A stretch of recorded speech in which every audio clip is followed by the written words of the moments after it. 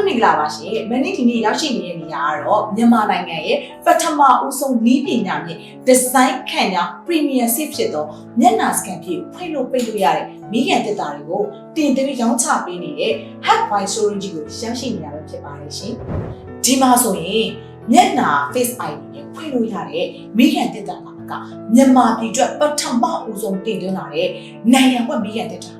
မြေအောက်အံဝက်မိခင်တက်တာပြင် Premium Quality ဖြစ်တဲ့ခံရတင့်တယ်တော့ဒီဇိုင်းလာတဲ့မိခင်တက်တာ site စုံဒီဇိုင်းစုံကိုကိုယ်စိတ်ကြိုက်ရွေးချယ်ဝေနိုင်တာပဲဖြစ်ပါတယ်ရှင်။ဒါအပြင်မကြခင်မှာမြန်မာနှစ်တစ်ခုကိုရောက်ရှိတော့မှာဆိုတော့ Hackpoint မှာ The Chance Special Lock and Win Campaign အစီအစဉ်ကြီးရှိနေတယ်ဆိုတဲ့အကြောင်းသတင်းကောင်းပါချင်ပါတယ်ရှင်။ဒီအစီအစဉ်ကြီးမှာတော့ Hackpoint မိခင်တက်တာရဲ့ Smart Lock Series မှာကုန်တဲ့ပဲကနန်း6လုံးထည့်တင်သိသိတော့မှာဖြစ်ပါတယ်ရှင်။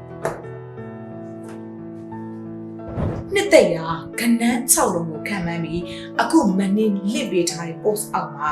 တငယ်ချင်း3ယောက်ကိုမန်းရှင်းပြီးကိုမှတ်မှတ်ပြီးရုံနဲ့အဖြစ်မှန်သူတအူးကိုစုငွေ3သိန်းကျပ်ပေးအပ်ချင်းမြတ်သွားမှာဖြစ်ပါတယ်ရှင်။ကနန်း6လုံးကခက်ခဲမှပူစရာလိုဘူးနော်။ #wine Facebook page က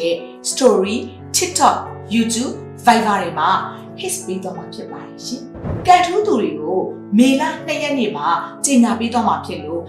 #wine Facebook page ကို like and follow လုပ်ထားဖို့မမေ့နဲ့နော်